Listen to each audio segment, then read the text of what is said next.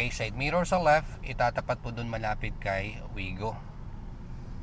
Okay, forward pa. Okay, stop mo na muna. Ay, bumalik siya. Stop mo na muna. Hintay natin si classmate kasi may nakasabay kami dito, classmate. Mukhang paparada din sila, utro. Ay, hindi na muna kami mag-a-attempt kasi gagamit pa pala sila ng parking natin. So, panoorin natin si classmate kung paano ginagawa. At least may imagine mo. Tinan mo yung gagawin nila, ma'am. Yung side mirror niya sa right, di ba sa right? Itatapat niya dyan sa guhit.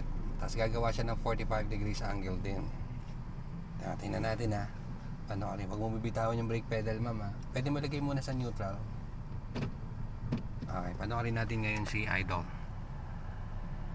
Try natin kung kaya. Oh, sagad daw, di ba? Sagad. Pati headlight nag-ilaw. Nung pagsagad na manibela, pati headlight napailaw si classmate. Napindot po. Naipihit. So, gumawa siya ng 45 degrees angle. Tapos, sasagad naman niya sa kanan. Oh, yan na. Mapasok na. Yun, iniikot na papuntang kanan.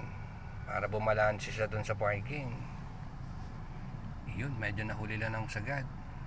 Hihintay yung 12 o'clock position. That's 12 o'clock. Ibabalik yan sa straight. Hindi pa binabalik ni student yung straight niya.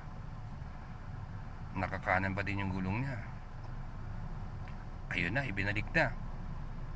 Sa hapon niya, oy, forward ulit. Hindi na balanse.